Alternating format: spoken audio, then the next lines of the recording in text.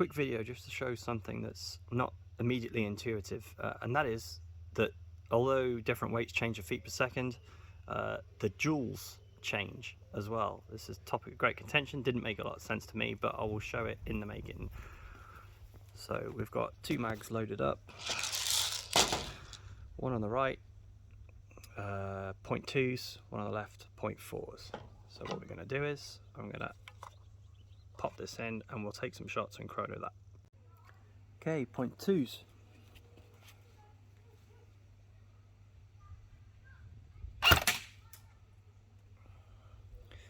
Coming out 413 feet per second. Do another one. 408. 1.55 joules. Let's do a couple more.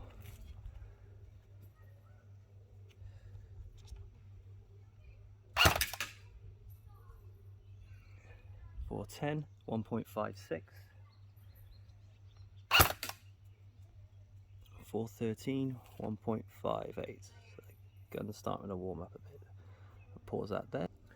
Okay, now moving on to 0.4s.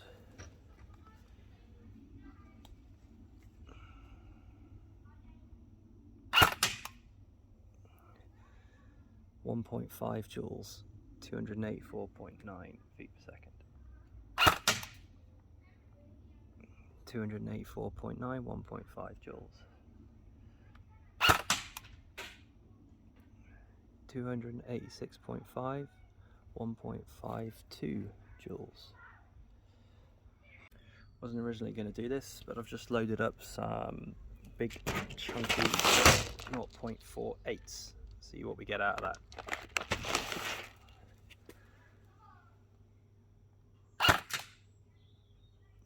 .249 feet per second, 1.39 joules.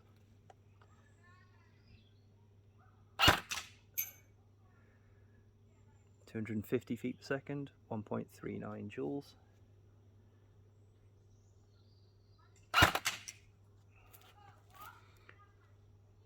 250 feet per second, 1.39 joules. So final thoughts, a few disclaimers. It always hops. You can't turn the hop off like completely. It will always hop everything. That's why I've moved to like 0.4s and 4.3s, 4.8s, because they don't go flying skywards. So there is always hop on there, but I haven't changed the hop between any of them.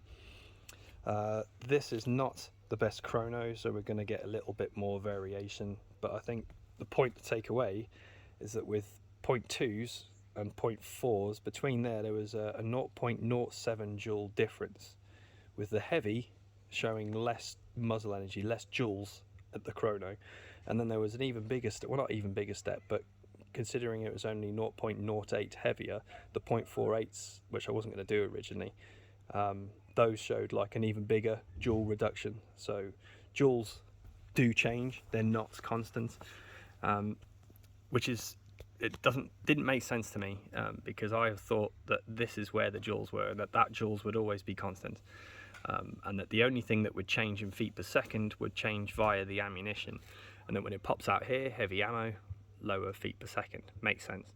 That's not what happens, as we've just seen.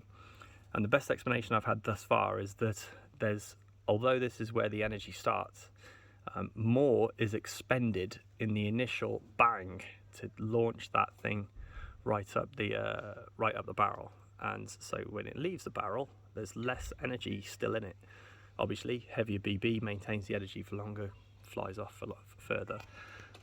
I'm not sure how accurate that is, but maybe a mathematician or a scientist can give a better explanation than that. But proof's in the pudding. There it is.